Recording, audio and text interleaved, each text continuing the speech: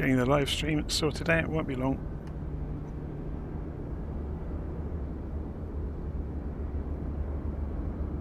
Okay, I think more or less there.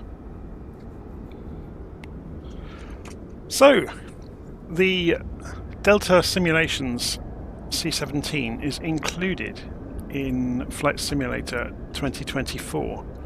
So I thought we might take it for a flight. So we are at the Edwards Air Force Base scenery that's available on FlightSim.2. So I've installed the Air Force Base scenery. It appears it has been updated already for 2024. So if we zoom into the air quickly with the drone camera, you can see it's spectacular.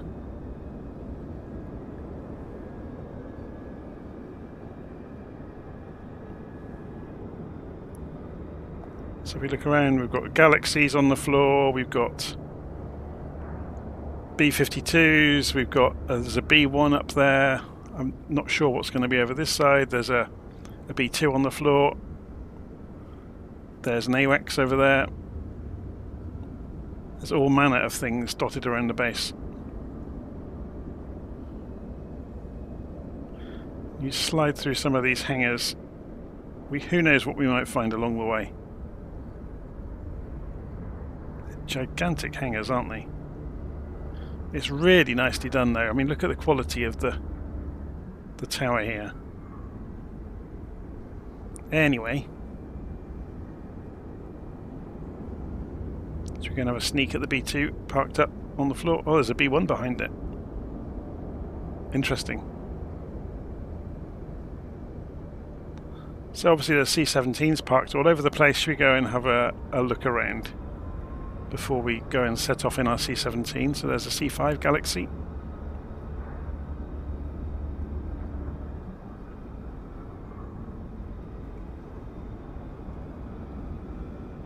There's the B-52 and the B-1B.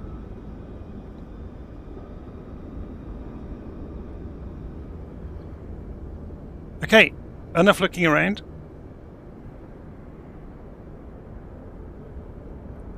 So, is that us? No, that's not us. This is us over here. We've got the truck hanging outside of our plane with the external power. So, let's go and have a little look. I'm just slowing the drone camera down a little bit.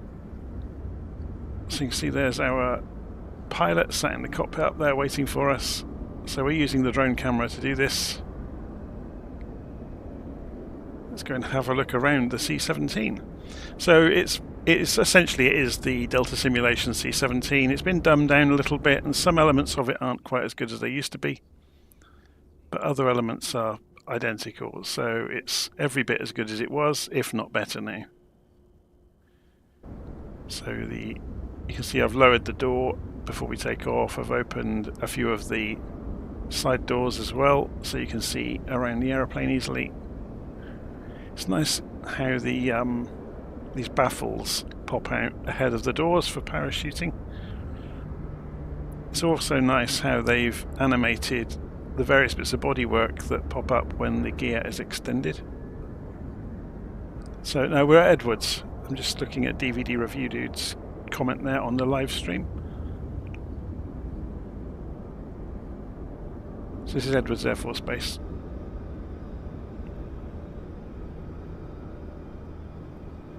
But yeah, the C-17 is done remarkably well.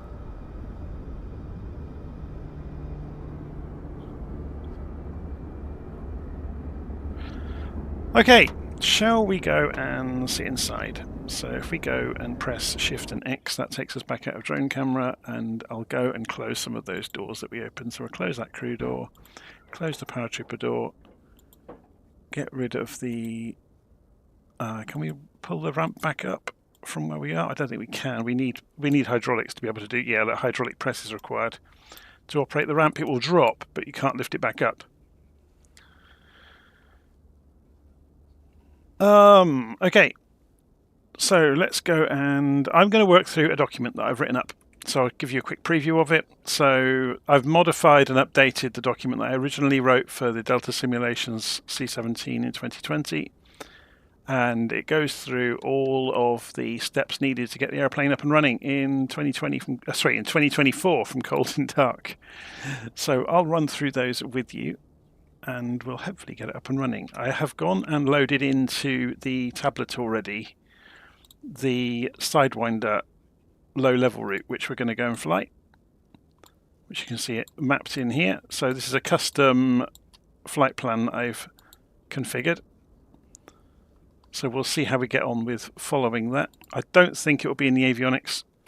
There's no easy way of doing that in the sim as it stands at the moment, but we can obviously have a pop across and look at LittleNavMap along the way if we need to as well, and see where we are on the route. Okay, so let me get my notes to one side. So Shift and 5 takes us overhead, and we scroll down slightly and we can go. We've already got the battery on, obviously. We can turn back off the external power for the moment, and we're going to go and put the emergency lights to armed. In the fuel section, forward and aft has to be switched on for each section. It's showing low fuel on one of them. It's interesting. Should we go and have a look at the tablet about that? Going off script straight away. Looks fine to me. Okay, we're not going to worry too much about indications at the moment. We'll wait until the aircraft's fired up properly. So, in the APU section, we're going to go and start the APU up. So you can see we have to wait for this number to get to 100, so it takes a few seconds for that to happen. But while we're waiting for that, we can go and busy ourselves with turning on the inertial reference units.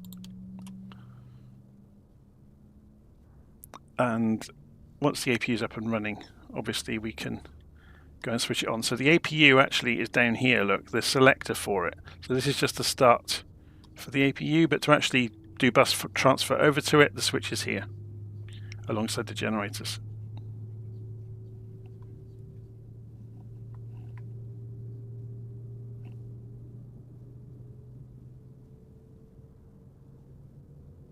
So my notes here say that this is from Delta Simulations. So am I wrong? I'm going to go and check.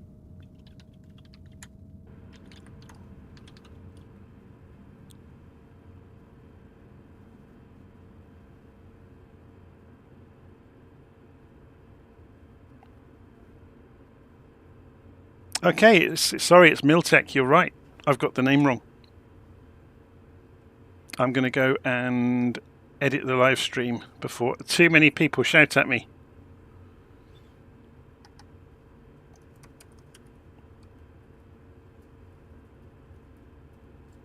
I wonder where I got Delta Simulations from.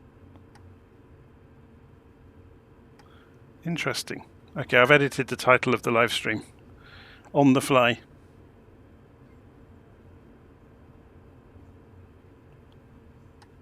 Okay, so APU is now up and running, so we can switch over to it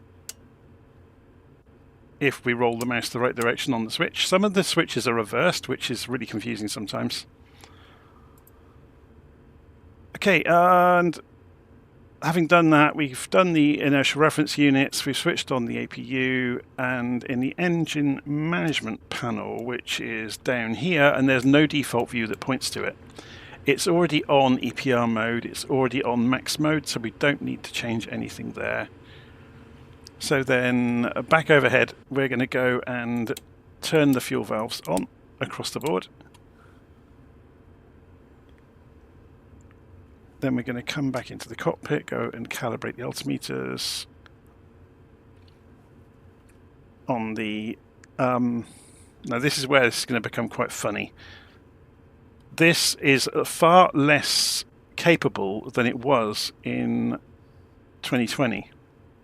So I don't know what they did to this, but we can go and set the inertial system. But yeah, we've got no performance data, so all we can really do is put in origin and destination. So we're going to put in KED, if I can even type. Clear. KEDW into origin and KEDW into destination. So hopefully over time we'll be able to do more with this. We can execute that, but then none of this actually works. See, we can go click on it and nothing will happen, which is a bit of a shame really. So if we go flight plan, it will pull it up. It uses both screens rather randomly, but we're going to do a visual route anyway. We're just going to fly the low level route, so we don't really need the flight plan. I'm just showing you the limitations of it really at the moment. So the master control panel over here, or the mode control panel, sorry, for the autopilot. We probably want to go and let's have a look and see what the weather is at Edwards today. Are we going to be taking off? There's only 2 knots of wind. We may as well just take off 23 right. So we'll go and set the initial heading to 230, even though we're not going to use autopilot much, if at all. But we'll at least have a play with it.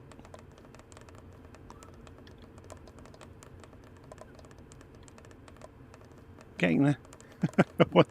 Some point today. Okay, yeah, we're not going to play with much of the rest of it. We'll come back to look at this in a moment. It's in the instructions that I'm running through. So Shift and 5 takes us back overhead. We're going to go and... Actually, let's do this from this view. We're going to go and select Ignition A. And we're going to tell engine number 1 to start. So engines 1 and 2 you use on Ignition A, 3 and 4 on Ignition B. So having done that, it will take a few seconds, but then it will come alive on the left-hand gauge. And you'll see the numbers coming up over here. So you can see them slowly climbing.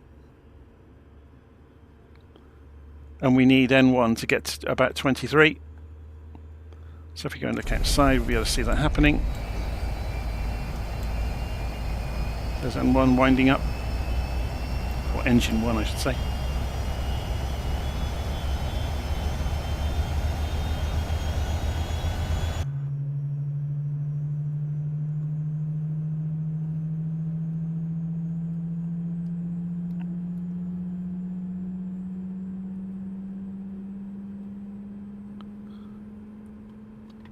Okay, so it's gone back down, it's looking good. So we can stop the starter, or stop the ignition sequence for engine number 1, go to engine number 2. And just keep an eye on it. You'll see the numbers here are reflecting engine number 2 now.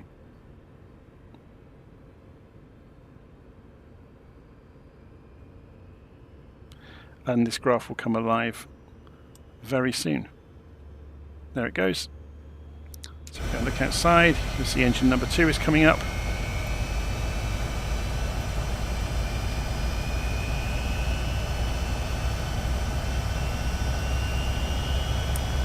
See, once we've got the engines running, we'll be able to put the hydraulics on and then lift the ramp.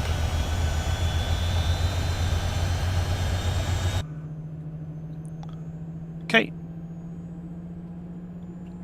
So it's just spinning up.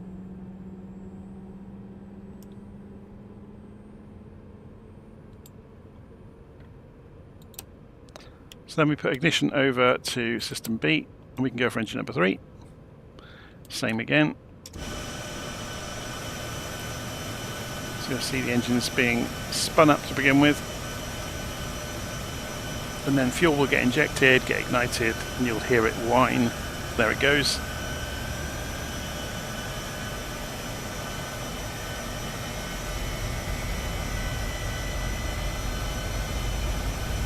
There's an Osprey over in the background. V22. Okay, N1's coming up now. That's good.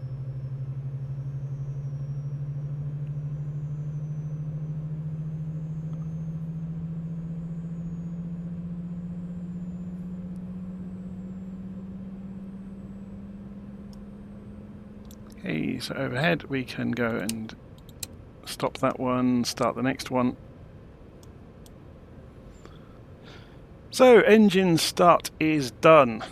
We just need to wait for engine number 4, then we can go and obviously turn off the ignition system.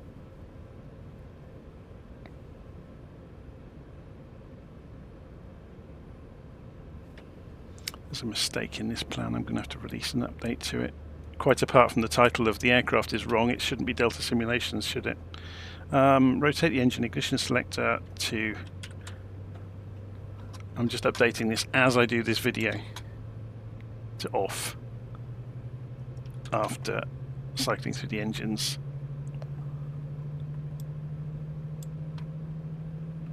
So just waiting for it to come up.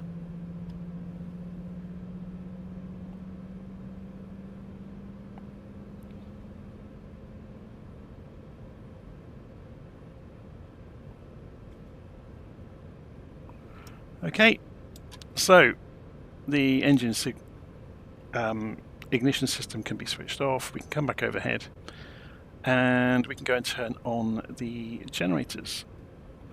So there's a second column in the middle. Here they are, 1, 2, 3 and 4. We can go and turn the APU to off. We can switch off the APU here as well.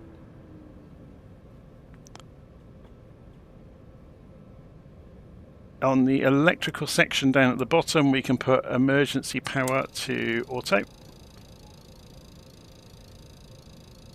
On the anti-ice section over here, we can turn everything on.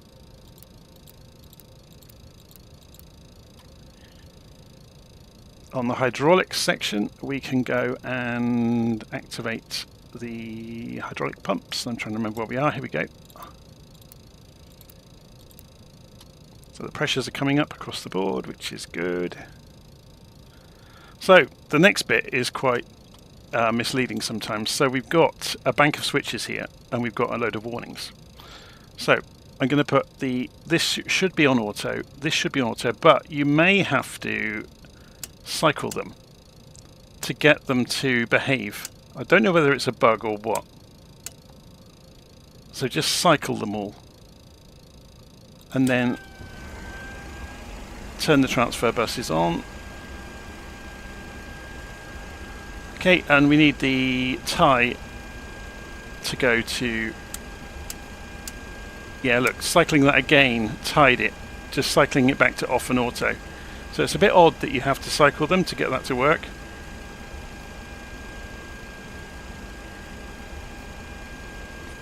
Okay, so then back in the cockpit, we're going to go over to the radio panel. We're going to go to IFF and we're going to go for STB.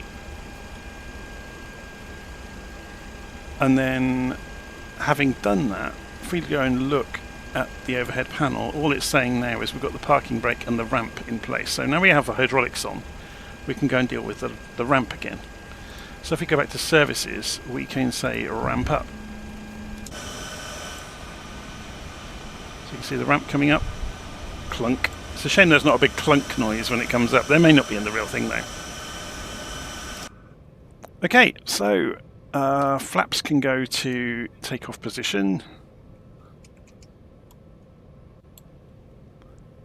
And I'm just reading through my own notes here. So close all the doors. I think we've already done that. Let's go and double check. We've closed the doors running outside. The ramp is up. Okay. We can go taxi. So we want to go and put the taxi lights on. So these lights all have a middle setting for... Oh, sorry, the middle two have a middle setting for taxiing. So we should be good to go. So we're going to double back on ourselves. So come off the parking brake.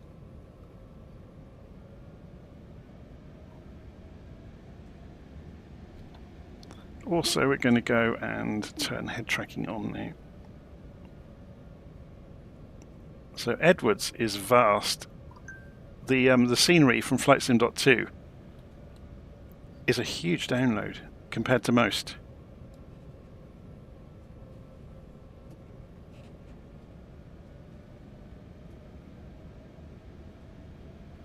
Should we do this from outside?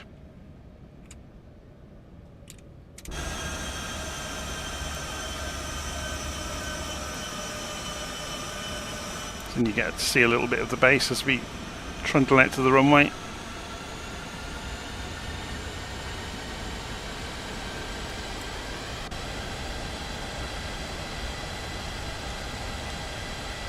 So we put flaps to takeoff position.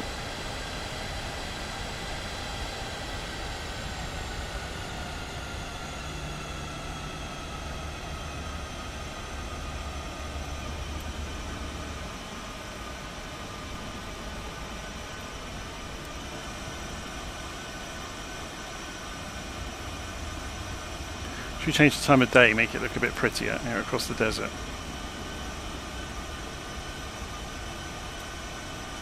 Some long shadows maybe.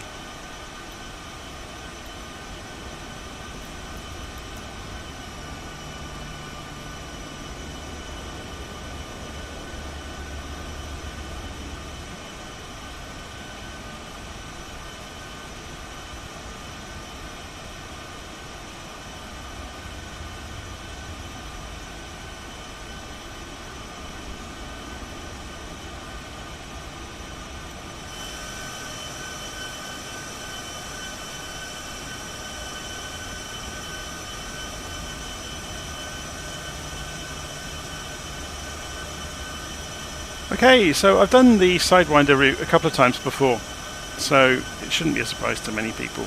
It's a low-level training route that's common, or was commonly used. I don't know if they still use it. There's a shortcut in the middle of it called the Jedi Transition, which is a canyon run that aeroplanes sometimes practice. But I think the rules have got a lot more strict after, I think an F-18 put itself in the canyon wall. Killed the pilot, obviously, and since then I think the rules were made a lot more strict about going through the canyon and how close you are allowed to get to the canyon floor.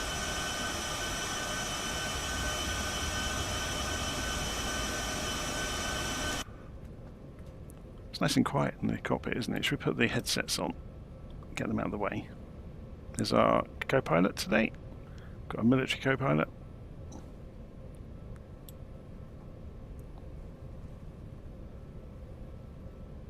So just coming out towards the runway.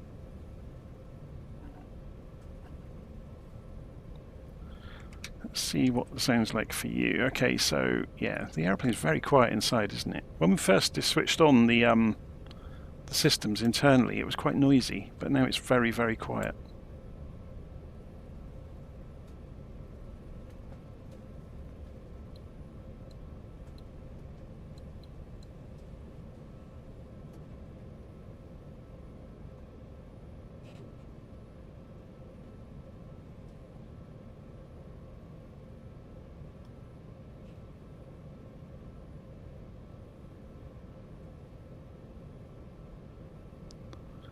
Okay, so we'll just sit here for a second and get the aircraft sorted out. We're a little bit off to the right, but I'm not going to worry too much about that. Go and look overhead and go and put the landing lights on if I can get them to behave themselves. Do we have strobes? Just having a look around the options on the external lighting. I don't think we do. I think it's just the landing lights. With it being low light outside, it might be worth. I'm not sure if the dome lighting it even works. But anyway, we're not going to get too tied up in that. So, Alt 7 will give us our head tracking view.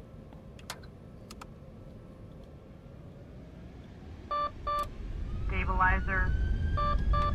Stabilizer.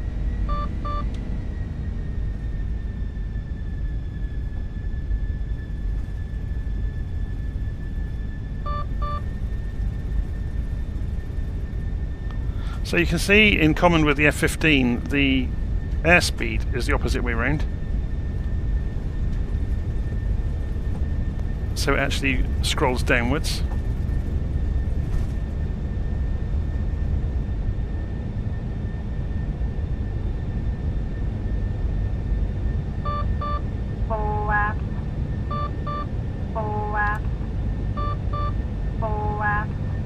So let's have a look outside. I'm going to turn the head tracking off because it's already being annoying.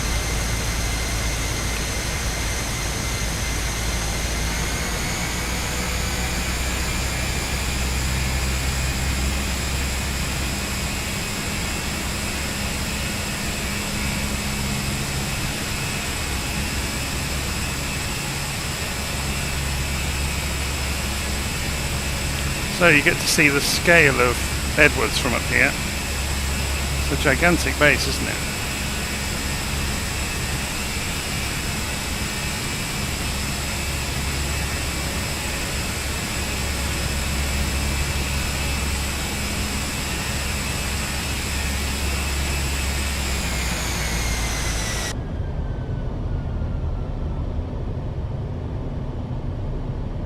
Okay, let's just get this leveled out then and go and have a look at the map and see where we're going. So we want to turn, and I need to go and set this as the active waypoint. 315 degrees.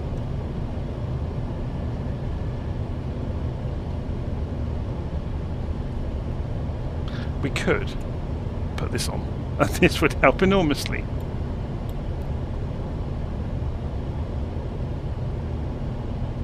So we won't be going low level until we actually get to the start of the route, which is over here by, is it Lake Isabel or Lake Isabella Lake? I can never remember the name of the lake, which way round the words go.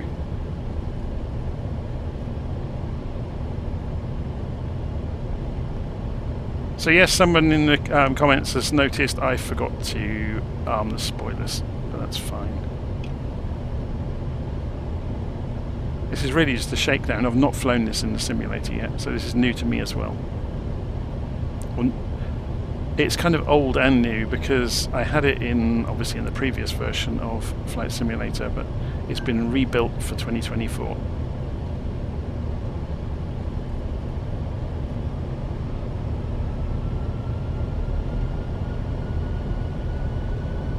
Okay, let's leave the engines at 75% for a while and see how fast it gets in level flight. I think it's pretty rapid.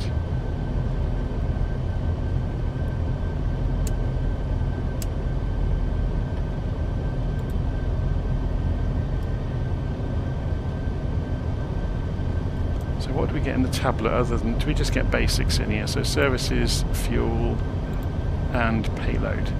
So we have got a Chinook in the back, which is quite funny, the CH-47.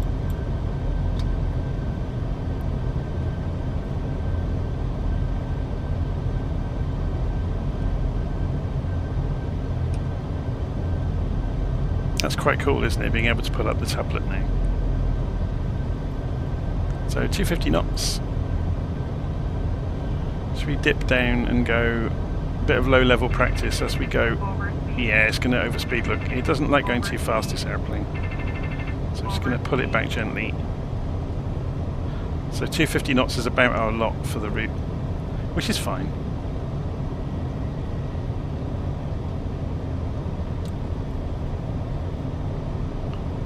Actually, no, it's okay.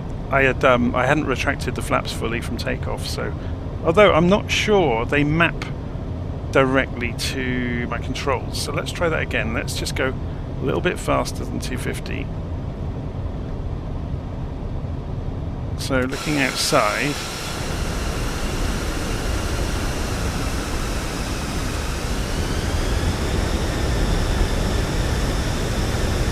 yeah, I think the flaps were already up.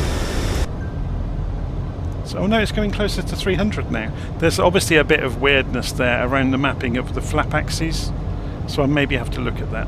2500. But I am having to put a lot of forward trim in now. As we gain speed, it's gaining a lot of lift and lifting the nose. So coming through 350 knots, okay, so we are able to go quite fast. It's very smooth.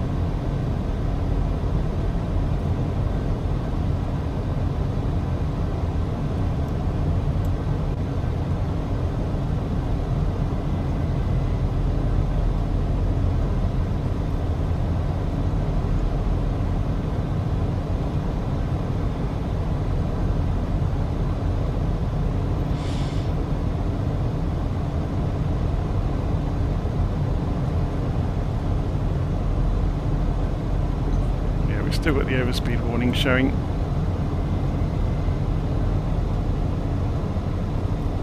So maybe, although it's not going off now, maybe that stays up there. Is there a clear button anywhere to get rid of warnings? If we drop back to 250 knots, let's see if it goes out on its own.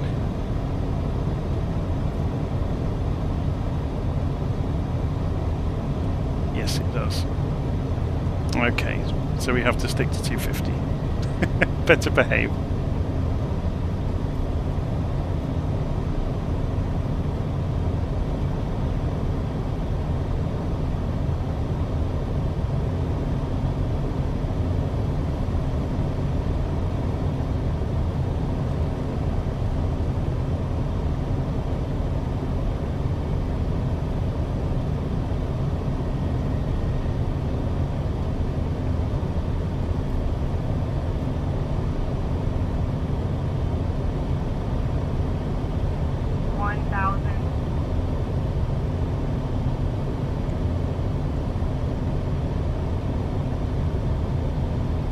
So we can see our plot on the map here, coming out towards it's Lake Isabella, I thought it was.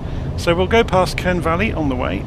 So the entrance of the route just starts southwest of there. There's a dam in the corner, which is, I guess, a visual reference point that you fly through, and then you fly north.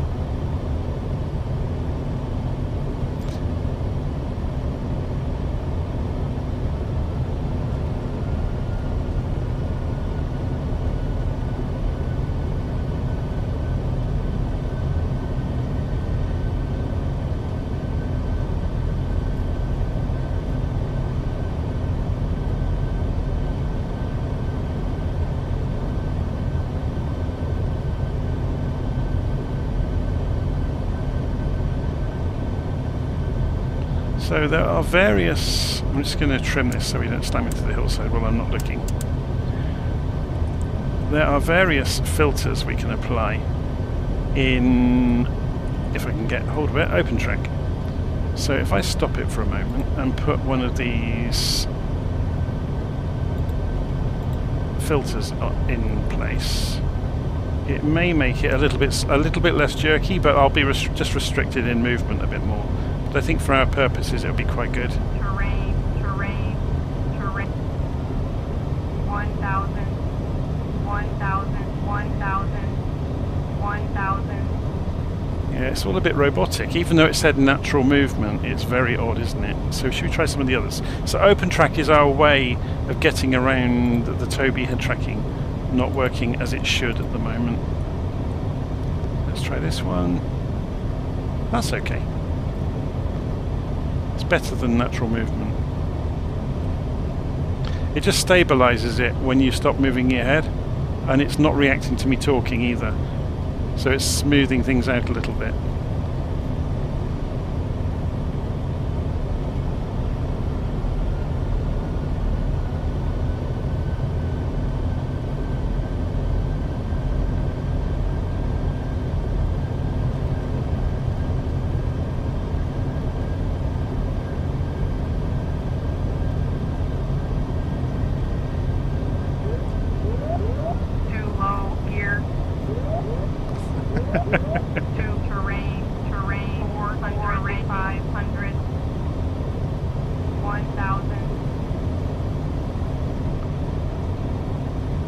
So there's Lake Isabella down there. So we're going to scoot around the outside of here to get to the dam is down in this corner.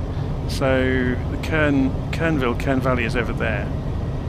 But there's a noise abatement area there, I think, which is why we have to stay away from it. Because obviously they don't want military jets flying over the town and the little municipal airport down there.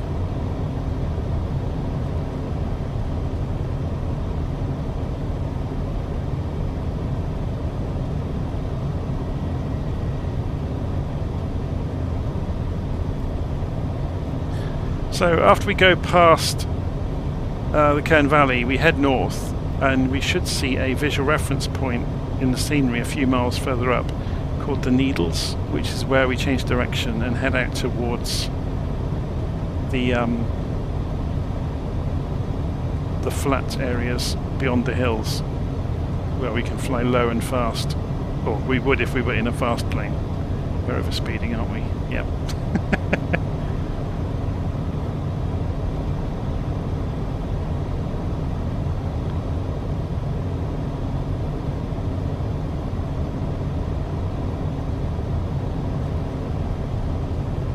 So here's the dam down here. Can you see it either side of the headland? It's a straight line across. So from there we turn north.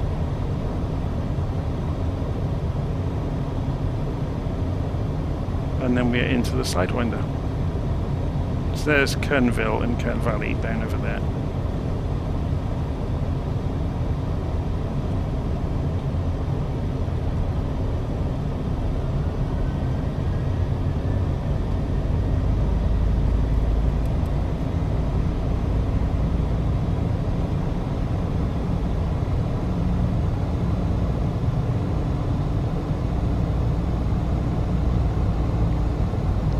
Pop the map open, you can see. I think it's 350 actually, not directly north.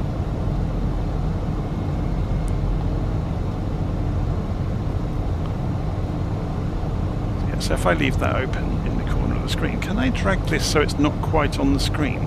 No, it clips, look. Oh, that's a shame. So it takes up quite a lot of room.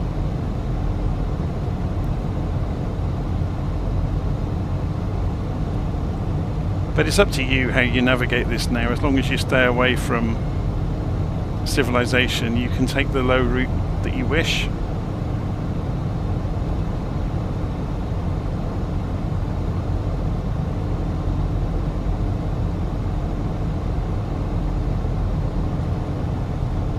And you do get the larger planes practicing this route, because it's obviously it's a good skill to practice.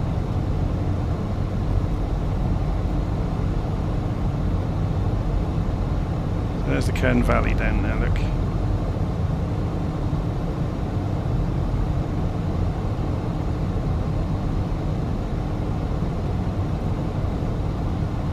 So that headland you can see out there, when the scenery renders it in, is where the needles will be.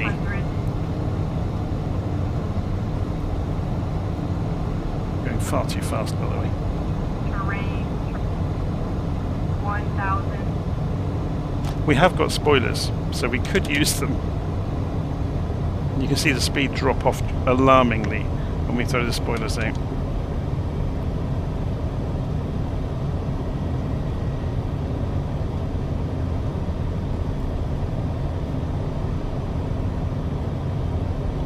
So let's go and put the map away, because we know where we're heading. Terrain 400. Too low gear. Low gear. It's quite good fun, isn't it? Skimming the hilltops.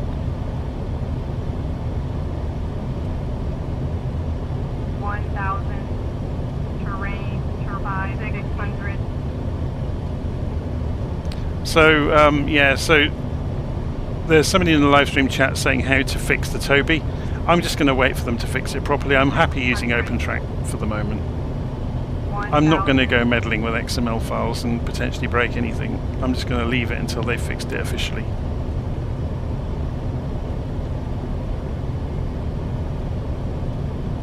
Terrain 650. We're getting all sorts of terrain warnings, aren't we?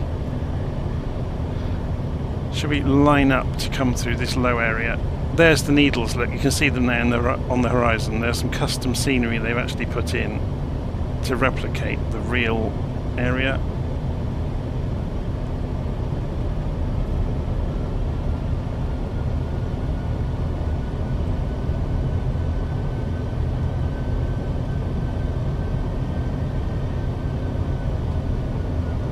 Terrain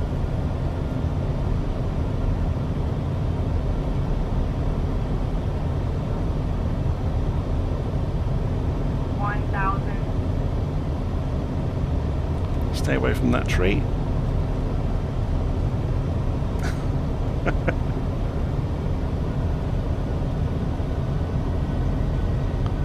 Obviously, if you're in a fighter jet or something manoeuvrable, you can be picking your way through at much lower level, having all sorts of fun. We're having to be rather serene and careful.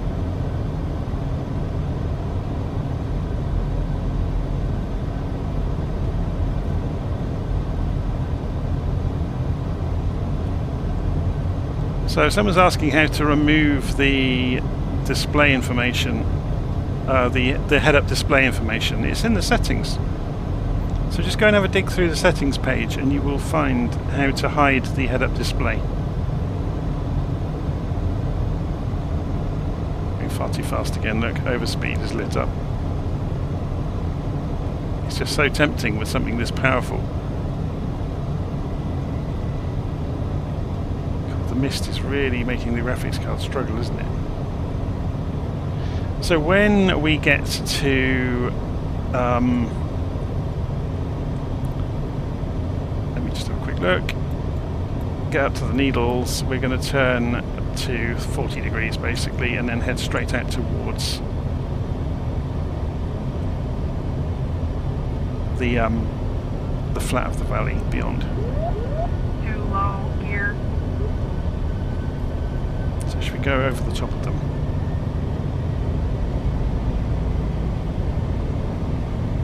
The engines do sound great when they wind up, don't they?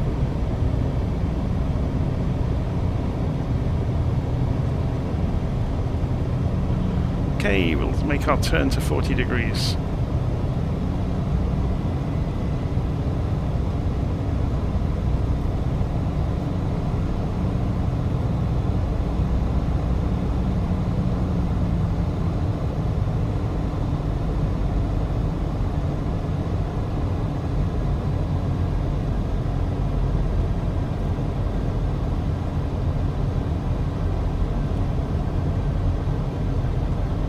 Back to 250 knots.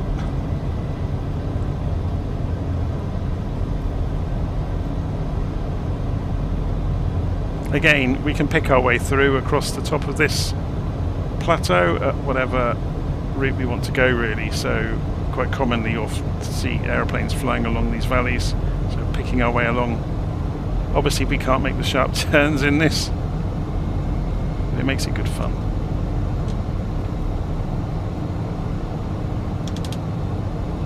Let's get the spoilers out so we can descend into here without overspeeding too much.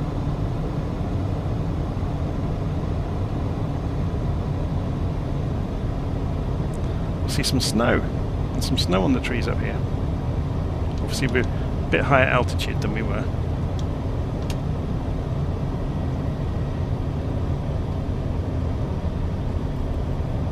Let's dive down into the valley. Got spoilers wide open. Out of the sunshine into the cold.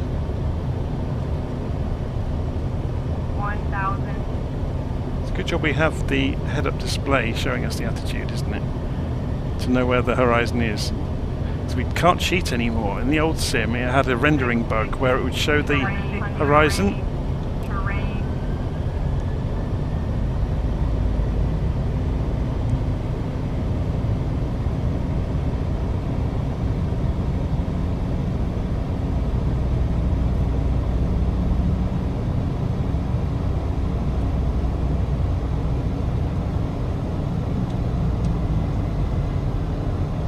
Into the sunshine.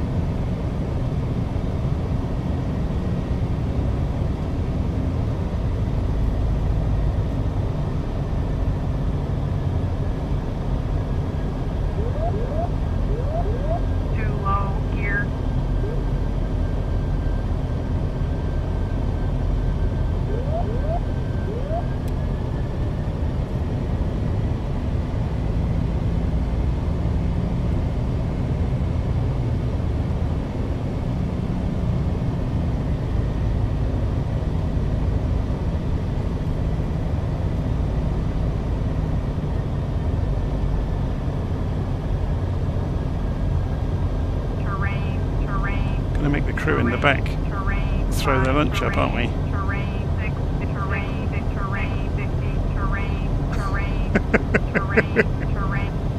I love the warnings. They're quite amusing, aren't they?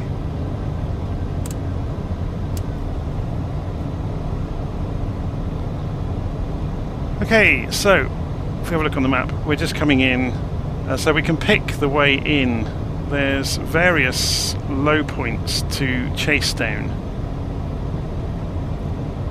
If we get a little bit of height, so we can get a bit better look at which one we're heading for. Yeah, we want to go for this one, I think. There's a bit of a low point here, you can just see.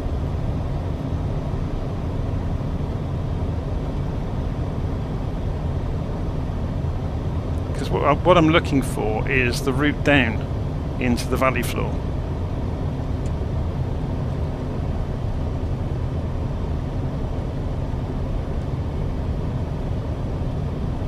So I'm losing some speed because we're going to chuck the spoilers out in a minute and fall like a stone.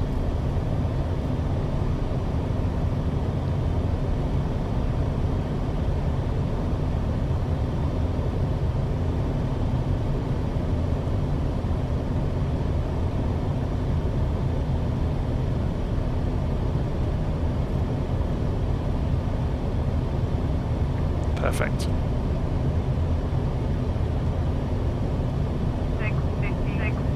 650 rate. Terrain, fly up. Sync rate. Terrain, fly 1000 rate. Terrain, fly up.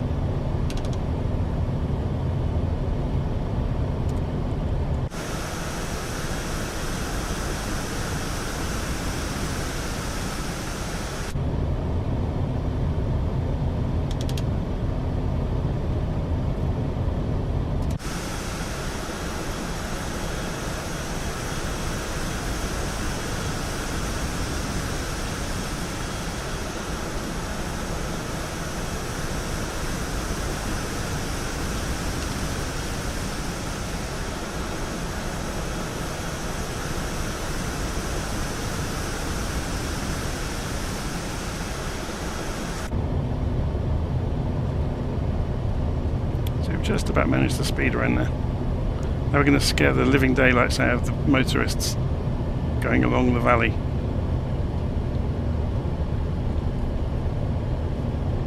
Wind the engines back up. 350. 250.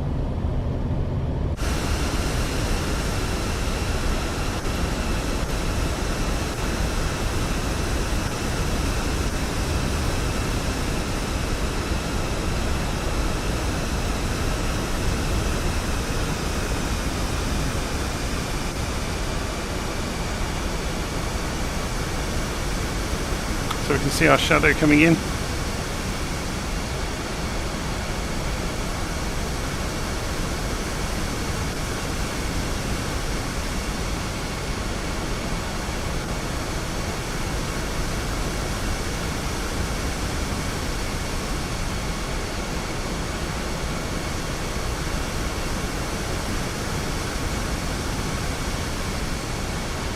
And the line of pylons, I think we'll turn away from them, hey? Don't fancy a sudden end to the flight.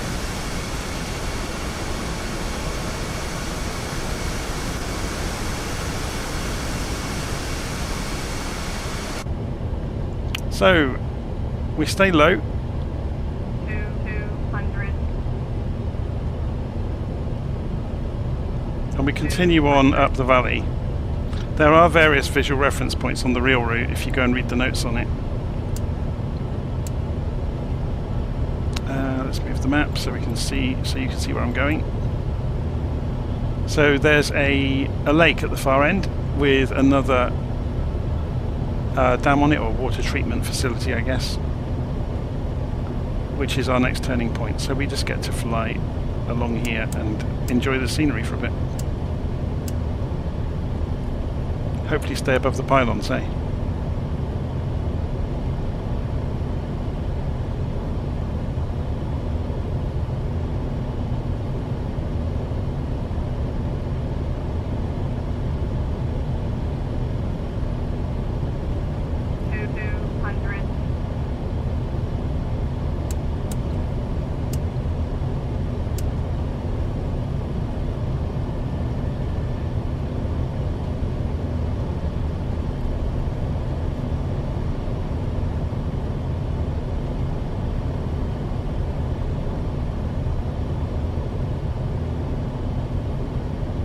It's telling me that I haven't got the gear down. It's passing by the local airfield. There's our shadow whizzing across the ground below us to the left.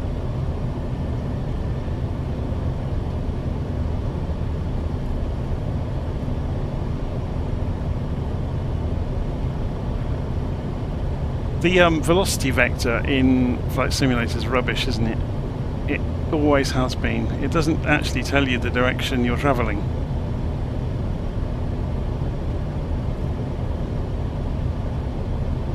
Because it should be down here somewhere.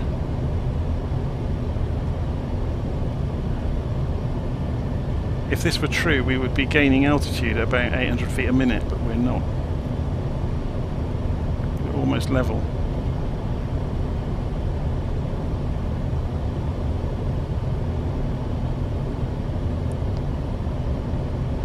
How's our co-pilot doing? He's having a nice day of it, I think.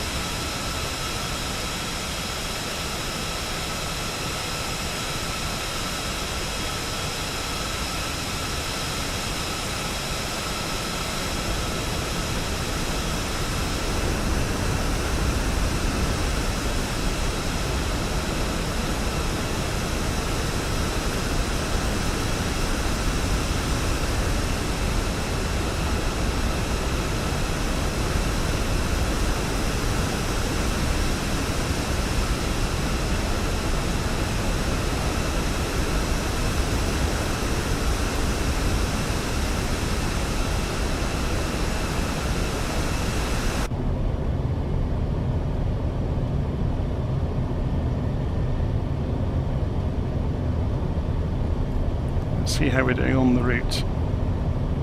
About halfway along the valley now. We're not keeping a very steady line, are we? Obviously we're manoeuvring, so that'll be why.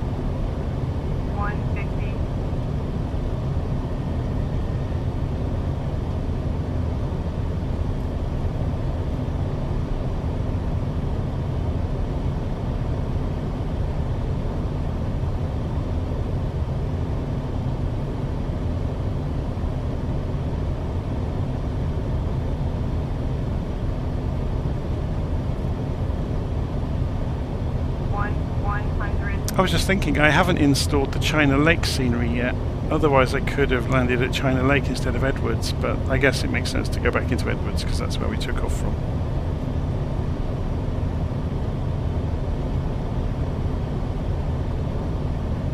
So let's have a look at some of these autopilot modes. This is a Boeing after all, so it's going to be similar. The the mode control panel is similar vaguely to a 737 or a 747. You know, in that you've got, we've got pylons. Whoa. Good job I had that just out of the corner of my eye.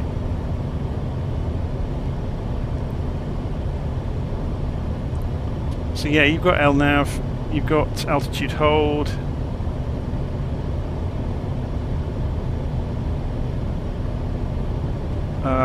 We've got speed hold, heading hold.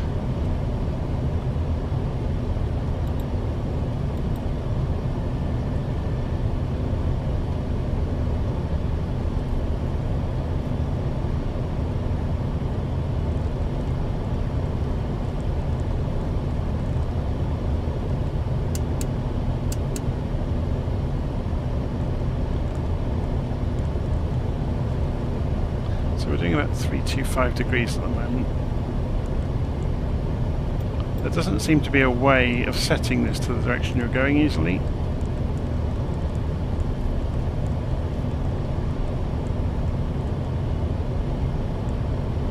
So if we went for altitude hold and heading hold, do they show? Oh, they don't show. Interesting.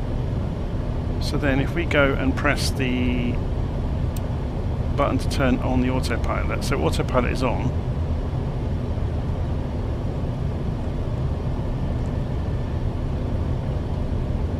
It's taking no notice of it though. Okay, we're going to disable it. Autopilot, autopilot, autopilot, autopilot. Interesting. I'll need to have a look into that.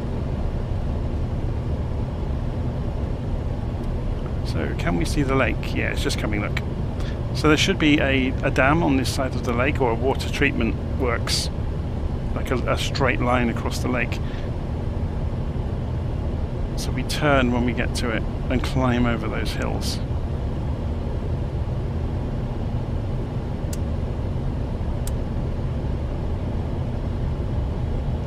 So let's just have a look at the map, see if we get a bearing. So we want 60 degrees across the hills into the valley on the opposite side.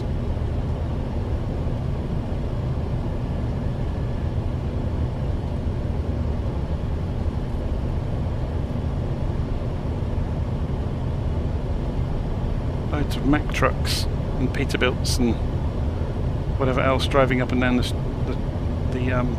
roads.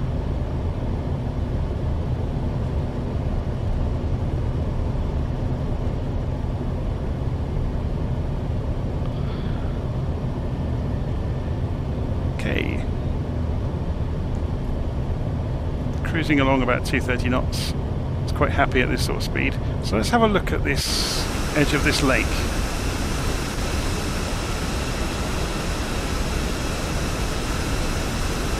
So I think it is just a dam, isn't it?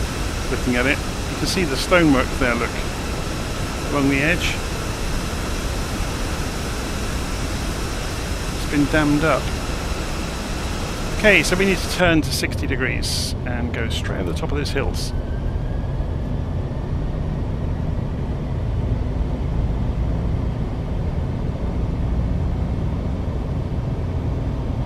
I'm going to try out the power of this thing now.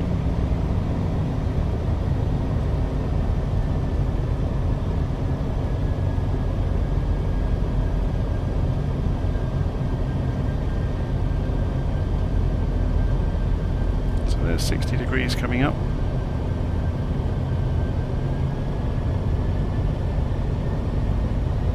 Yeah, it's only about a 10 or 15 degree climb, it can easily do that.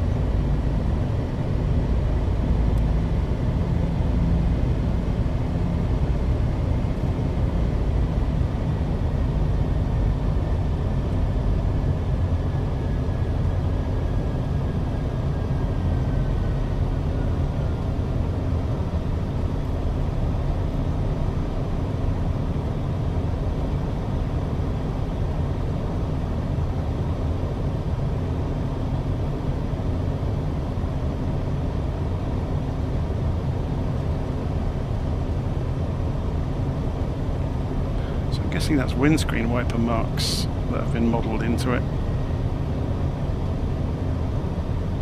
I've not tried the windscreen wipers yet. Are the controls just here for them? Yeah. Do they work? Apparently not. That's a shame. I'm sure they used to on the old version.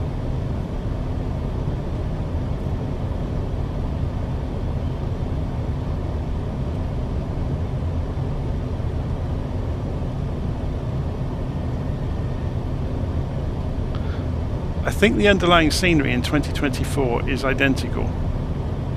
Obviously the trees have been replaced, and where Bing Maps has updated its data over time, they're continually obviously revising areas of the world to make them more accurate as data is made available to them, or as they get access to better data.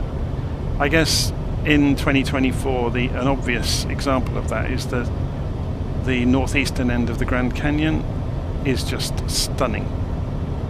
There's no other way of saying it. Let's just have a quick look where we are. So we're going the right way. Let's go and go through the hills rather than over them.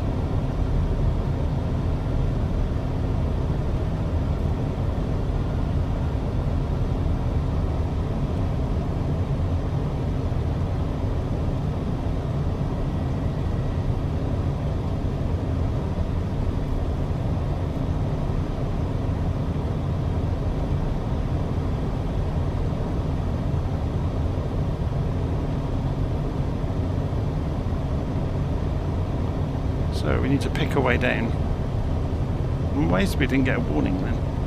I think there's a way down this way.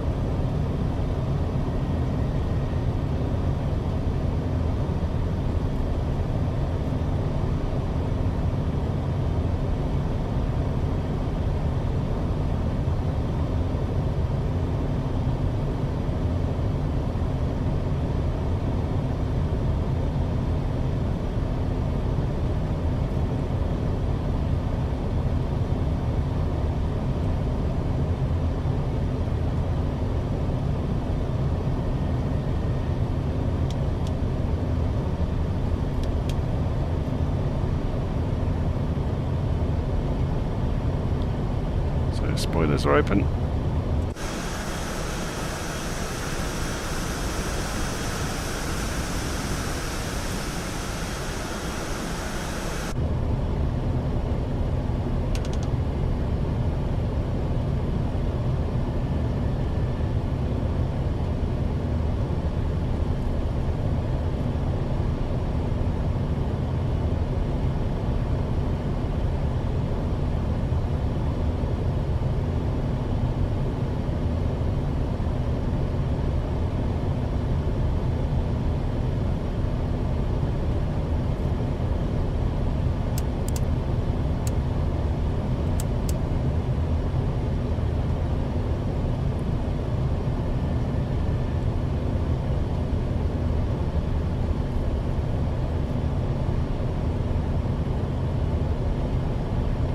Okay, turning round, next leg. So we follow the flat of the canyon basically all the way back. I'm hoping LittleNavMap's going to light up and tell me the heading of the next leg any moment. There it goes. And it's still not going to tell me the direction. But we can follow it pretty much up until the end of the canyon. So we'll come out from behind this bluff and turn a bit further right.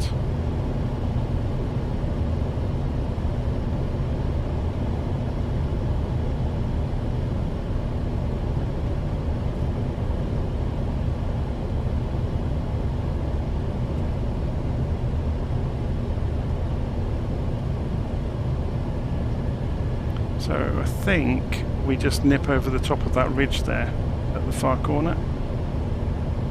So I'll get it going that way and we'll have another look at the map. We could look at it on this map, couldn't we?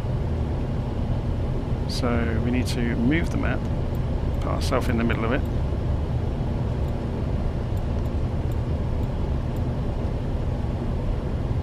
Yes, over this far corner.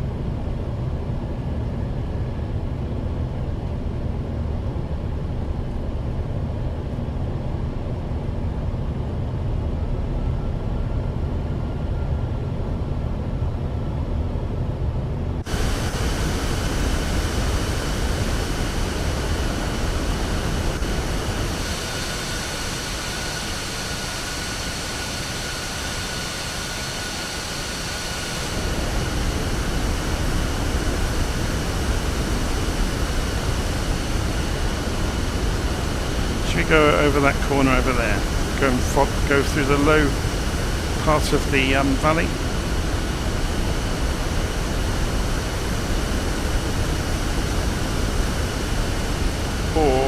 up here. May have a bit of a violent course change to make at the top, but we'll try. So we're doing about 250 knots at the moment. We know this thing can climb, so we're not really worried about having to climb out of here. Just worried about the sun on the display. It's stopping us from seeing anything at the moment.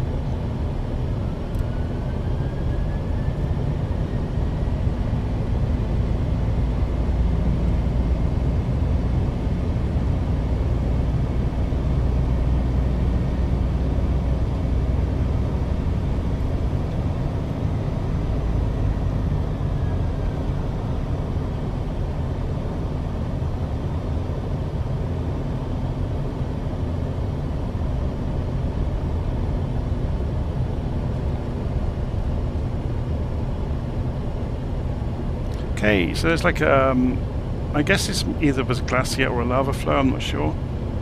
If there's any geologists around that know this area, it's really interesting on the ground. Every time I come down here I'm taken up by it, looking at it, at the patterns.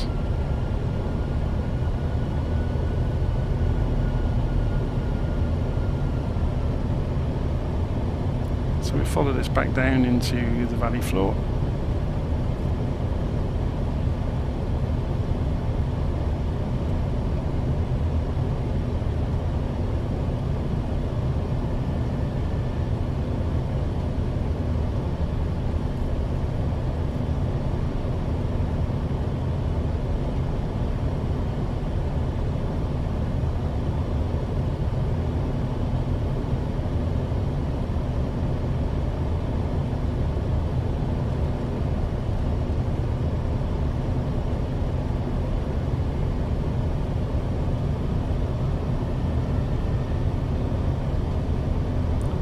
So we carry on down to the bottom of here, and then we turn left and follow the valley around.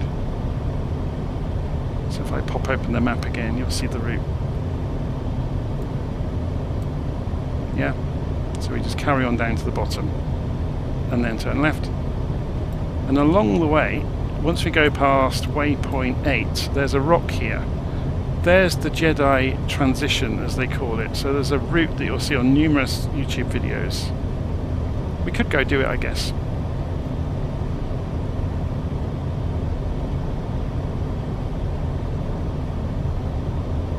But it's a few minutes away yet.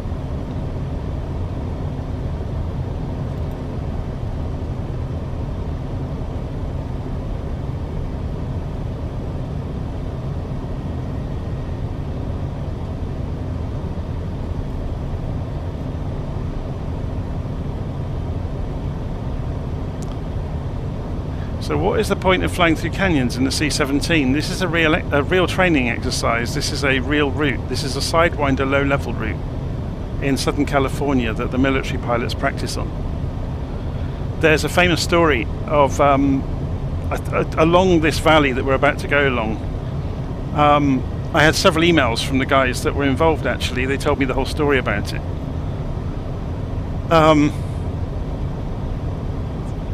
A lot of the people who live around here that are interested in aviation have scanner radios, so they can listen in, so they know when an exercise is going down, so they can go out with their cameras and take pictures of the planes as they come through, just like any other place in the world where there's a training area. And they heard a call sign they'd not heard before, so they went out and just grabbed a camera quick and went out. And this, bearing in mind, this is maybe, I don't know, was it 15 years? This would have been after the F-117, the stealth bomber, or stealth fighter, even though it's not really a fighter.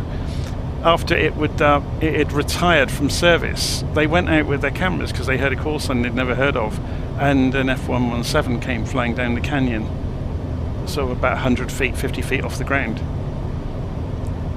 And they weren't prepared for it at all, so they got rubbish pictures and they didn't really check them properly. So they kept an ear out for the next few days, and they heard it again along with a load of other aircraft. And what it transpired to be was, well, they don't know what the actual mission was, but the stealth fighter flew up and down these canyons outside where the Jedi transition is, where the big rock is opposite.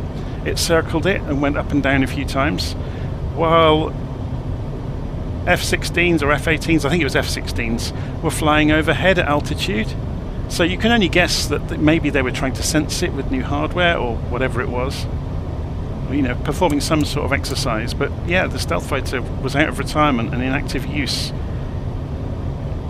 And the best part of the story is they were waiting on a road halfway down the valley with their cameras, and as the stealth fighter came past at about 50 feet off the valley floor, they just shot a load of photographs. And it wasn't until they got them home and looked at the photographs on the computer, as the stealth fighter pilot went past them, because he was only about a quarter of a mile away, he did like the rock sign with his thumb and finger up, and you know, turned his head towards them out of the window of the stealth fighter.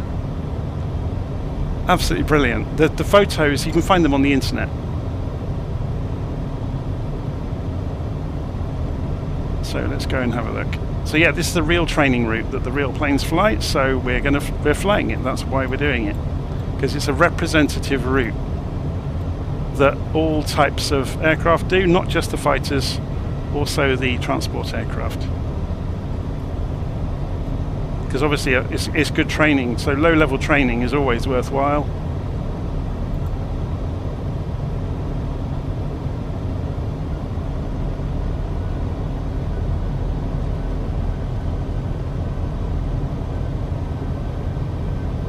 But yeah, so now and again I get emails from ex-servicemen and people with stories to tell, and yeah, it's always fantastic when they share their stories.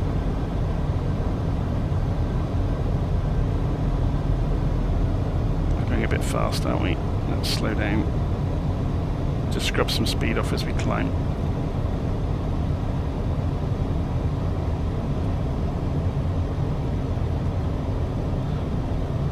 So part of that training route, that we're doing the longer route, but there's a shorter route where you cut across halfway before you go around this loop that we've just been round. And it's called the Jedi Transition, and it cuts down through a gully. And it's used obviously for training, for flying through that kind of, you know, area, because there's nobody lives around here, so it's quite safe. But as far as I understand, yeah, an F-18 put itself into the wall there a few years ago, so they're not allowed to fly as low through there anymore. But they still do it. They still, you know, they still practice through there. But they have rules they have to follow.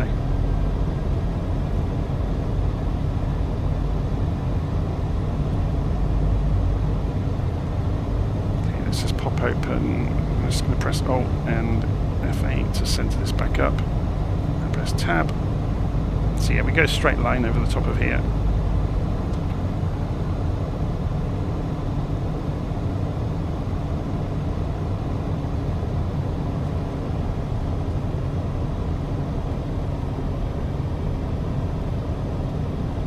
So there's the dark rock opposite the entrance, or the exit, sorry, of the Jedi Transition.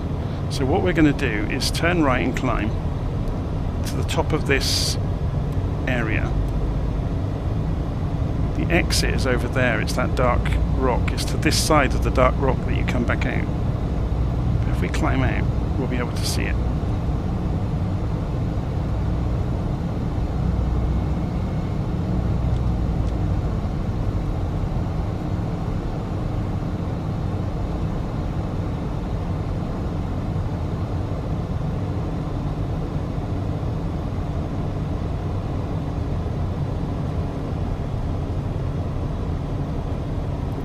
I think this is it.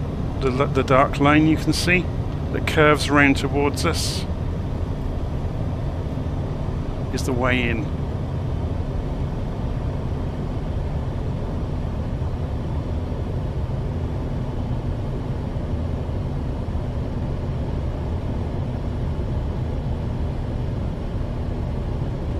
So we'll go and maneuver, get ourselves in position to fall into the canyon.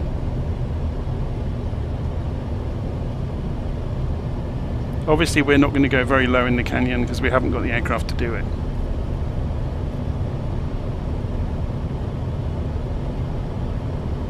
But yeah, its nickname is Star Wars Canyon, hence the Jedi transition. Where we went all the way up the lake on the far side, we would have cut across these hills and dropped down in. I have got the PLN file, but you can find the route online and sketch the route out for yourself in any of the common mapping applications.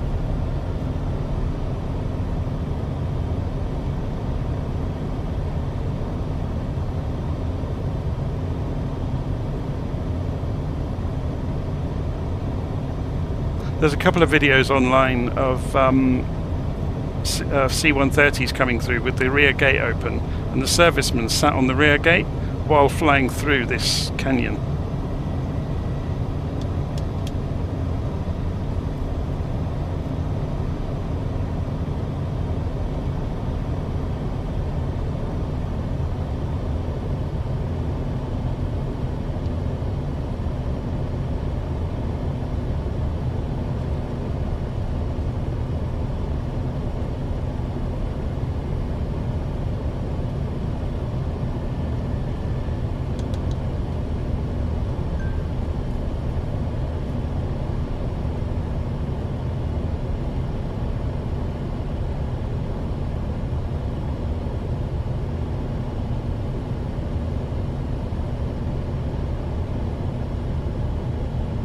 You have to be careful here, there's a second outcrop that's hidden. There it is, look.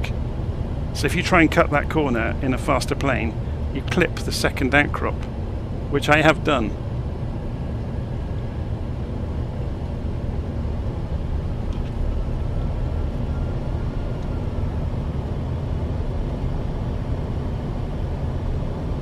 So that's the Star Wars Canyon, as it's nicknamed, at the end of the Jedi transition.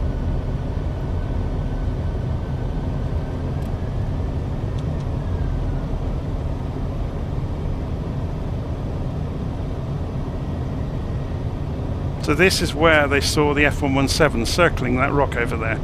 It did an end of its track. It was flying up and down this stretch of ground.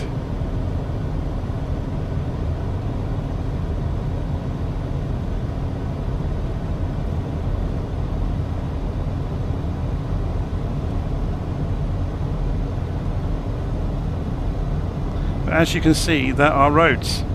So this is the road, I think, that they were waiting on to take pictures of it.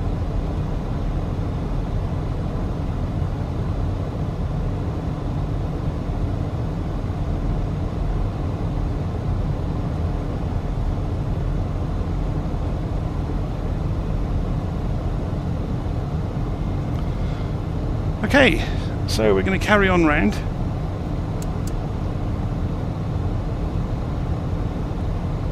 We're going far too fast again.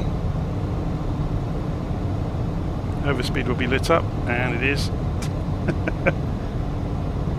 Thankfully this thing is built very strongly, so 100 knots or so of overspeed isn't going to kill it.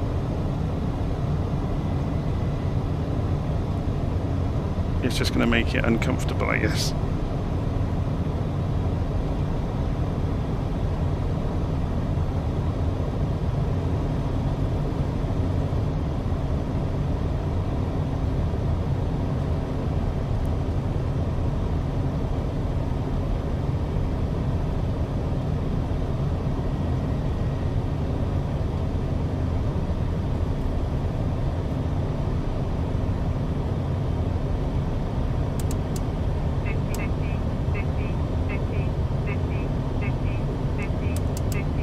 Doing the warning systems head in, aren't we? And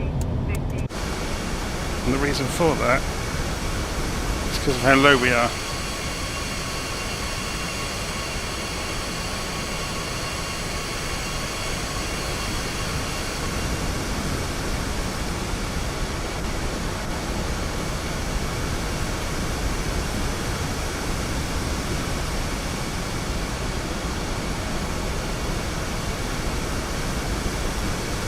Okay, so we did our Jedi transition, did Star Wars Canyon, and then we're just heading straight down here, so about 170 degrees will take us back out of the route and back towards Edwards. 40, 30, 20. go and climb away. The valley floor rises up here, which is why it was suddenly coming back up towards us.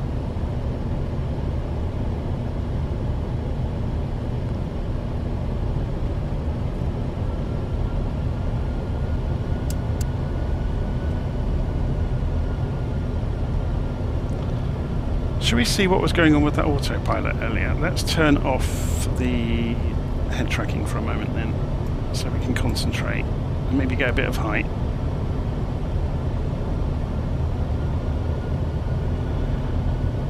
So we're going 155-ish degrees at the moment. So heading. Can we bring this back to the direction? We can't, can we? So we want this to be 155.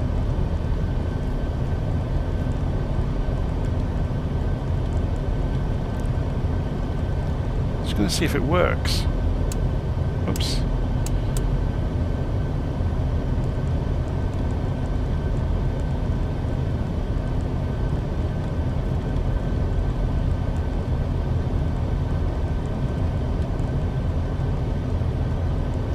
Okay, so the heading bug now is going roughly the same direction we are.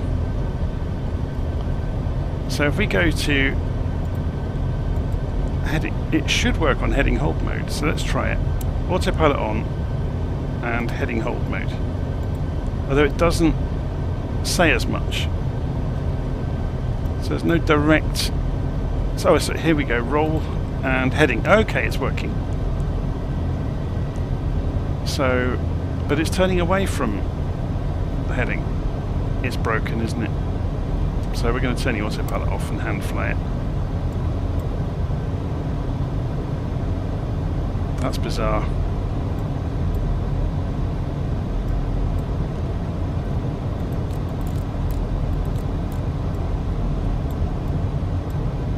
So we're overspeeding again.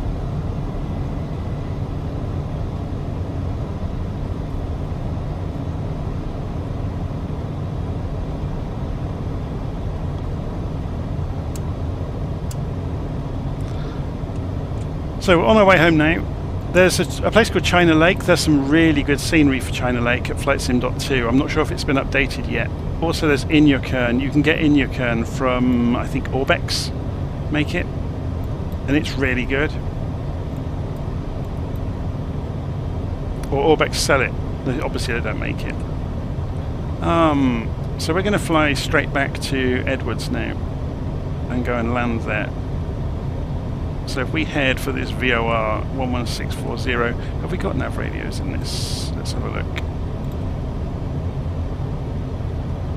So how do we put numbers in? 11640. So then how do we transfer them? Transfer. That looks like it works. Then how do we see that on the HSI?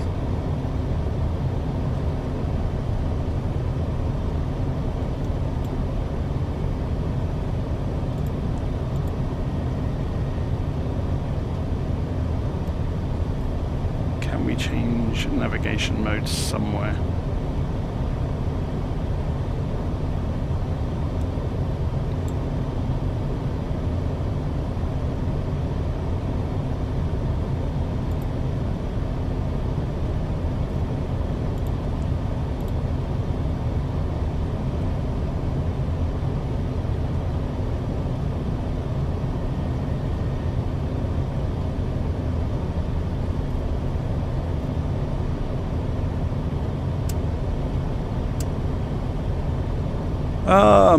What can we do? I'm just looking at this to see what buttons might do what. It may be that there's settings that we haven't set that you need to do to align the INS system for the autopilot to track properly.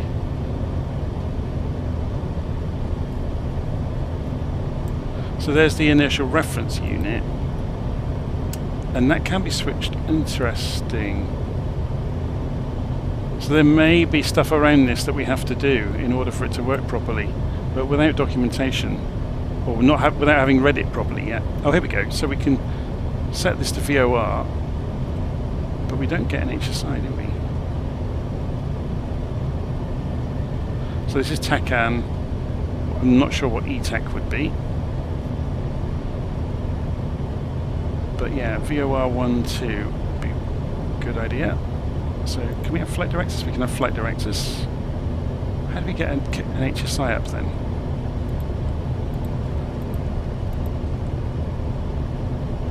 So that's barometric pressure versus radar altitude.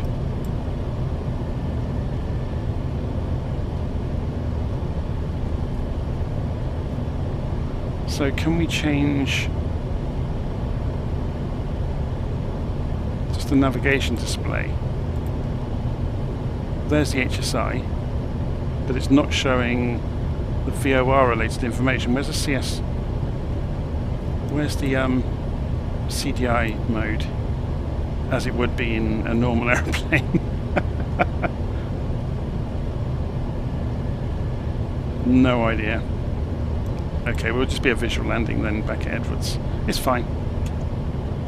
It just would have been nice to figure it out, wouldn't it?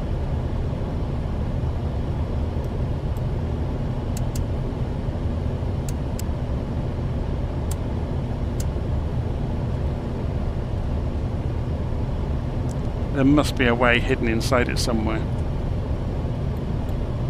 Okay, so we're coming past China Lake. If we were to pop our nose up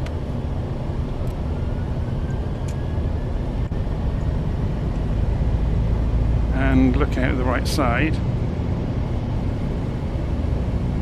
you might see it in the distance. It's going to be out there on the floor of the next valley. You might not see it from this far away. It would just look like a stain from this distance on the dirt. It's quite a few miles away.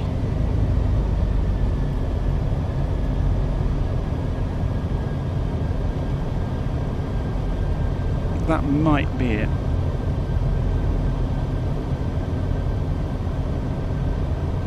Anyway.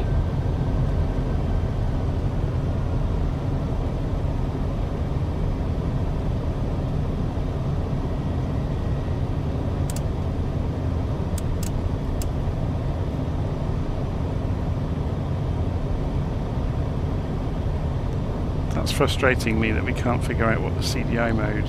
How do we get the HSI to come alive? Obviously the course is the wrong direction, but the course knobs were down. It's not down here, is it? To change CDI mode. Radar.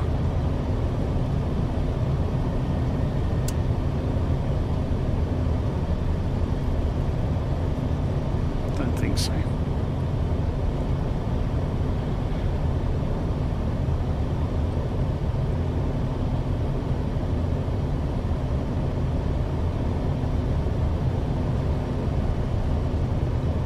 Right, only a few minutes away now.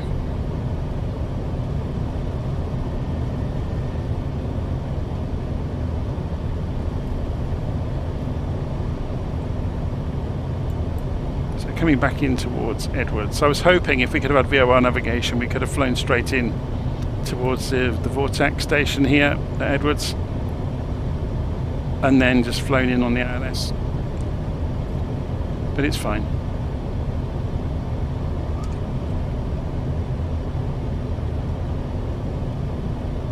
Come in visually.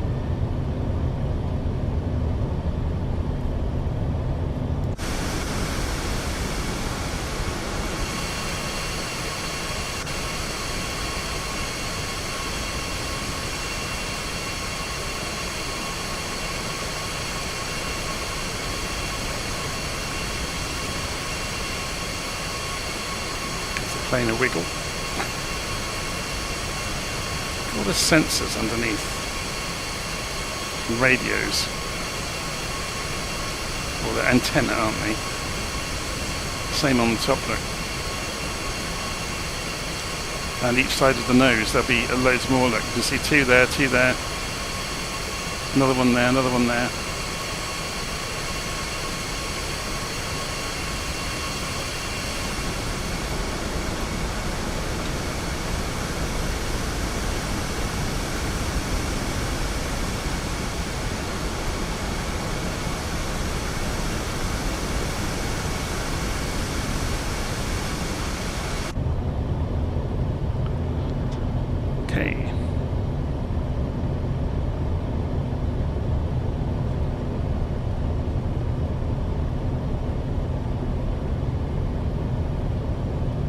Click the display button at the bottom of the MFD.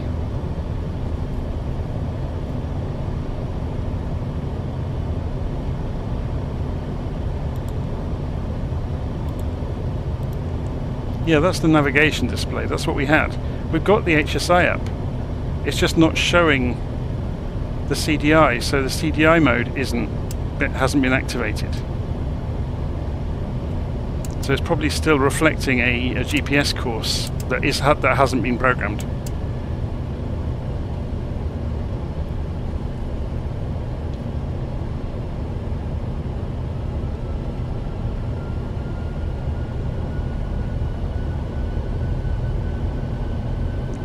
Except that's just come along. Okay, we're in range. Of course that makes sense, doesn't it?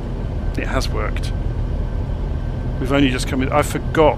This VOR or Vortex station has only got a 25-mile range. I've been caught out by that before. There we go. So if we need to find the course knob now. So just heading, altitude. How do we change the course? There it is. So I'm going to press Shift and Alt and 7 to turn off head tracking for a moment. So let's see if this works. Yes, it does. Hurrah! We just needed to be within range. So the nav button did work how we expected.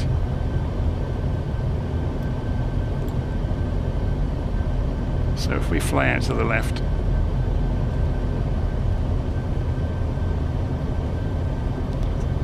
slightly, then we'll pick up this radial into the VOR. This means we can play with the ILS as well, which would be good fun. So we'll get the frequency ready for the ILS. 110.1.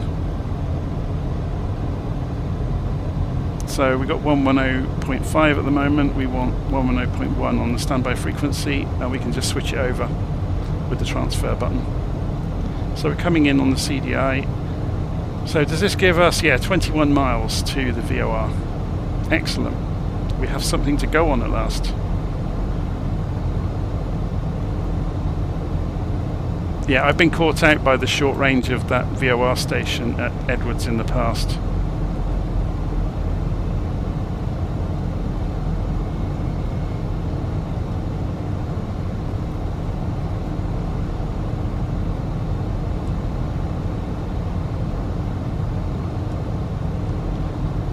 Cool.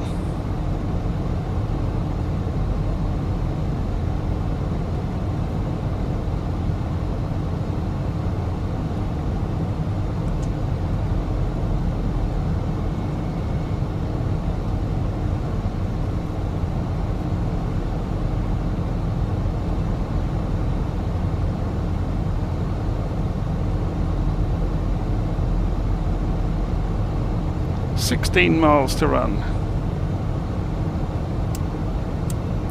So, see, we're flying straight in towards it, and then we turn right to 226 degrees and we switch frequencies.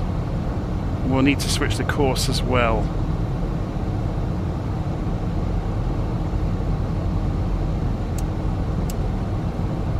It's a shame we can't do two at the same time. I'm not sure this will show two arrows, will it? Because it'd be lovely to be able to know to navigate off of one radial onto the other and see both, which bizarrely you can do in like a Cessna 152.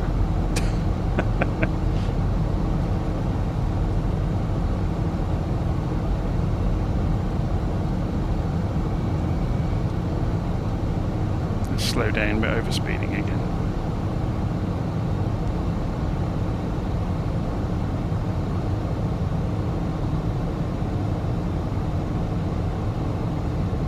Grab some speed off, 8 miles to run. When we get a couple of miles to run, we'll switch frequencies and turn right. So what was the direction again for the ILS? 226 degrees. So that's for the long runway, okay. So we get the extra long runway for the ILS approach. probably see the base out there now.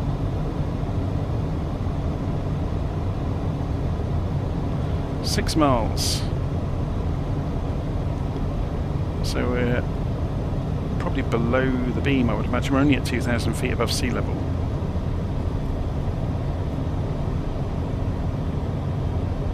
So we're down to 250 knots, which is good.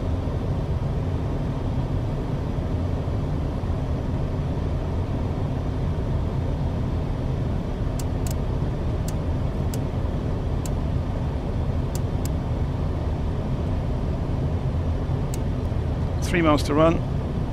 So let's transfer over. And there it goes. And we don't have to change the course, which is common with ILS systems on modern airplanes. So we just need to fly at an offset until we get the needle. Do we get... We haven't got a glide slope. Maybe it hasn't got one.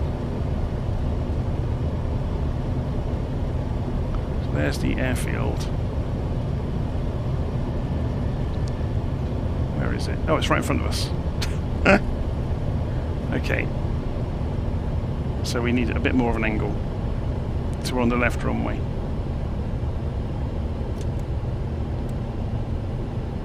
Let's get the...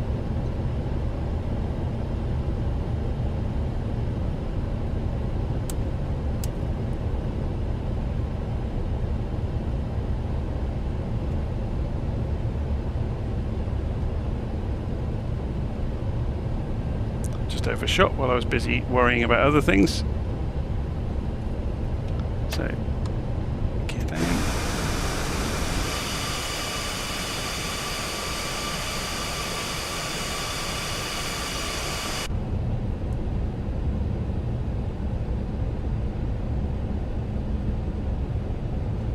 Yeah, maybe it doesn't have a glide slope then.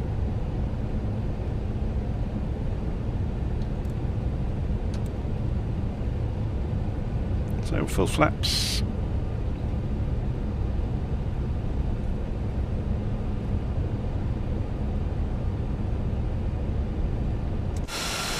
Got plenty of time now to have a look at the airplane.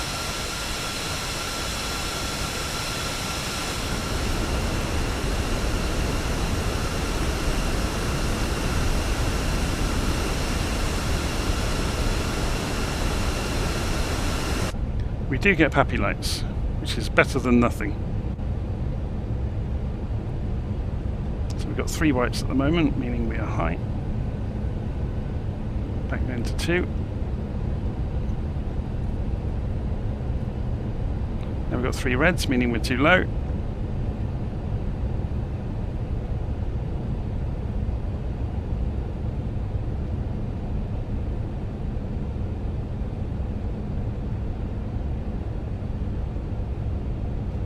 Still too low.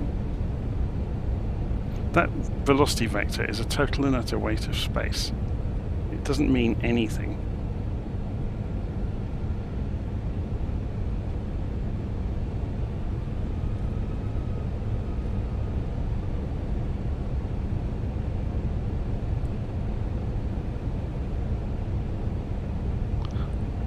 Okay, we're now on the correct approach.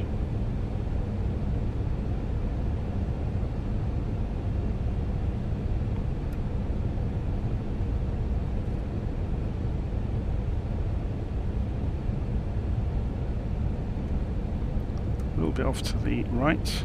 Let's just correct that on the way in.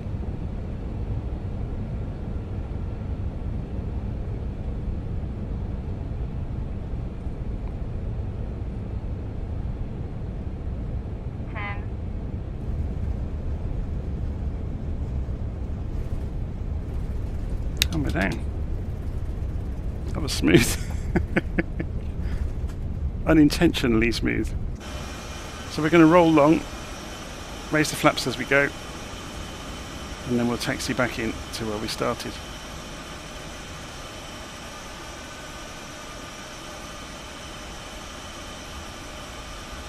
So does this have reversers?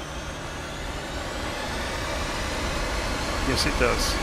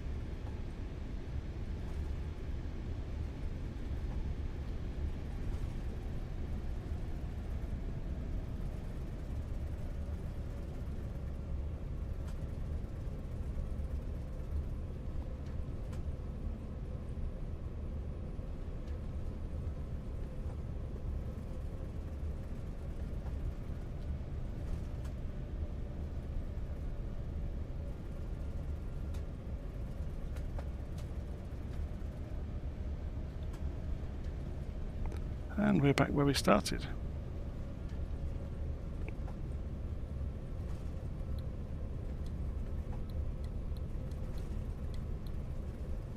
Should we go and park over by the B1?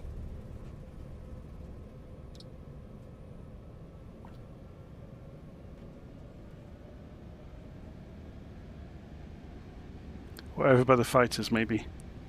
There's a load of F-15s, F-22s, F-16s, things like that over there. We'll go and have a look with the drone camera once we've parked.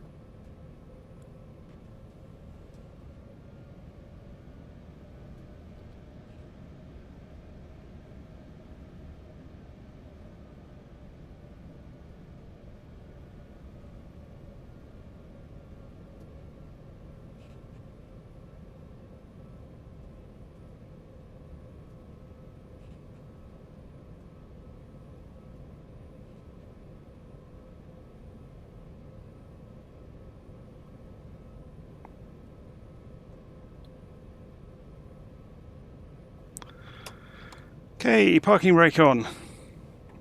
So I'm not going to worry too much about proper shutdown sequences. A, because I don't know them properly and I'll get hung out to dry about it. But B, because it doesn't really matter too much in terms of the simulator. But anyway, so we go and jump outside. So I'll turn the head tracking off for the moment. We'll press Shift and X and we'll go and have a look around. So there's the B-1B that was parked over next to us.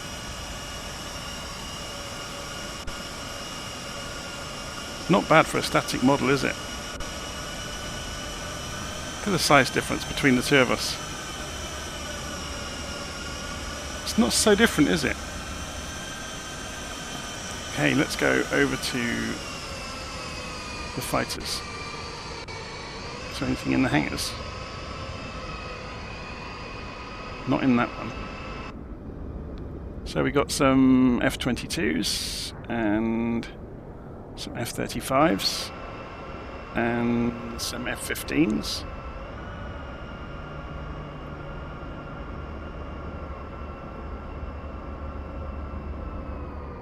And parked out here all on its own is one of the new trainers. Oh my word. The T7. Very cool. That's a new addition to the scenery. Not seen that before. Should we go and have a nose around? Because I know there's lots of other assets at the other end of the airfield. So this is free scenery you can get from flightsim.2, by the way.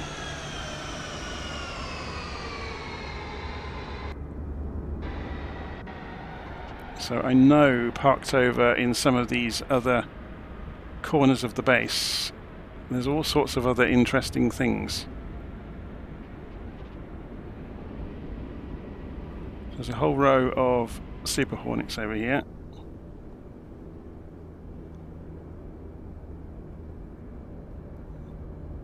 I don't know how much this has been updated since I last saw it, so some of the more secret stuff might not be here anymore. Or maybe it's in the Groom Lake scenery, I can't remember now. No, there's nothing hidden in these hangars.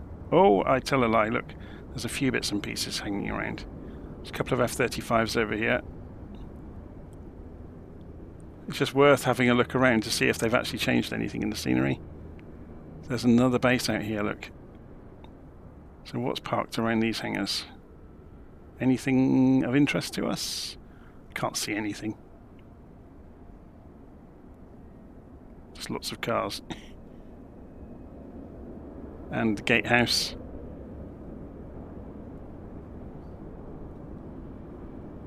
So there you go, Edwards Air Force Base, and that was the C-17 in Flight Simulator 2024. Well, there's a C-130 down here, look. Should we go and have a look at it? I'm so easily distracted.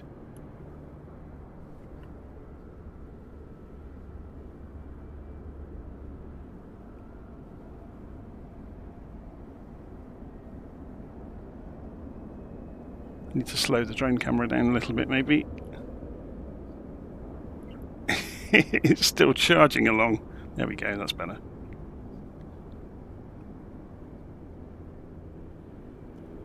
Okay.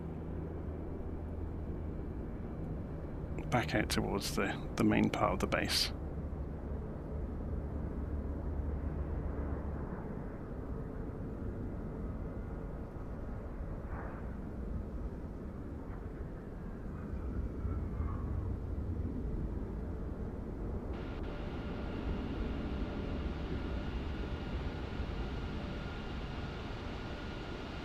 So, stealth bomber.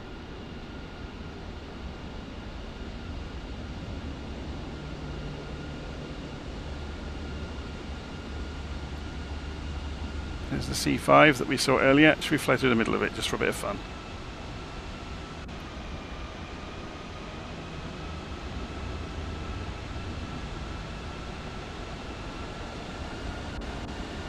B-52.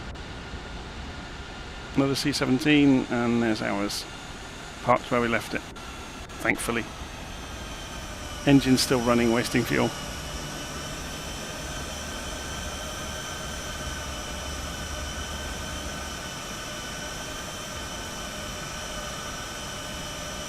Oh, we had a second co-pilot. So my original co-pilot was sat behind me the whole time. The one who normally flies with me. Yes, there is scenery for Area 51. You can get it from FlightSim.2. It's Groom Lake, or Homey, as it's now called on charts. But yeah, the Groom Lake scenery has various aircraft parked around. Quite interesting, shall we say. There's no spaceships, don't worry about that. Or they didn't used to be.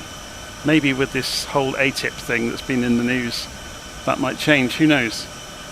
Anyway, I'm going to leave it there. So that was the C-17 that comes with Flight Simulator, and as you saw, I've closed the browser, haven't I? If I go and open a browser and go to my Google Drive and search for C-17, I need to retitle it, obviously. It's not Delta Simulations, it's Miltech, but it goes through all of the view keys and everything to do to start the plane up from cold and dark, with all the keyboard combinations to press to get to things and where to find things and everything you'd want to know. Okay, I'm going to leave it there. I'll leave a link in the video for where you can get that guide from, and I'll see you again soon. Take care. So, Jacob is saying, does LittleNavMap support 2024? Not really. I have still got the database from when I had 2020, which LittleNavMap is using, so it's a copy of the FlightSim database from where it read it. If I lose that, I've lost use of LittleNavMap. So, yeah, it's a bit of a shame. Because it's better than Navigraph for the more general case. It's not as good for doing IFR type flying, but for just generally knocking around in the simulator, LittleNavMap is pretty much unbeatable. It's a shame because the scenery data that used to be in a database on the computer no longer is. It's streamed from the internet. I think that's part of the reason they're having problems with trying to get hold of the data. Either that or it's encrypted. So we'll have to wait and see. See if the story changes from Asobo and whether they give access to that database to third parties, because the lack of that database also means that all of the ACARS clients fail for the online airlines. So they can't use 2024 at the moment because of that very reason. Anyway, I'm going to leave it there, and I'll see you again soon. Take care.